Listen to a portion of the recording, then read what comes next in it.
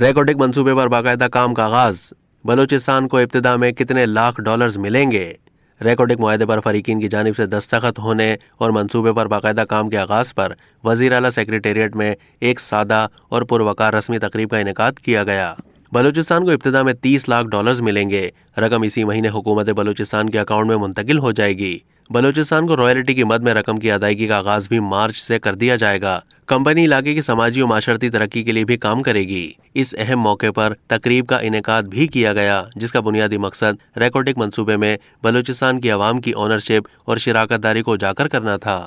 اس موقع پر وزیر اعلیٰ اور مسٹر مارک برسٹو نے تنجیل معاہدے کے کور شیٹ کی مد میں بلوچستان کو کمپنی کی جانب سے 3 ملین ڈالرز کی ادائیگی کی دستاویزات پر دستخط کیے۔ یہ رقم اسی مہینے بلوچستان حکومت کو منتقل کر دی جائے گی، جبکہ معاہدے کے تحت کمپنی کی جانب سے بلوچستان کو رائلٹی کی مد میں رقم کی ادائیگی کا بھی اسی سال مارچ سے آغاز کر دیا جائے گا۔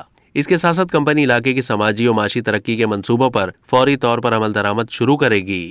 اب تک کے لیے اتنا ہی۔ مزید معلومات کے لیے ڈیلی جنگ کے یوٹیوب چینل کو سبسکرائب کیجیے۔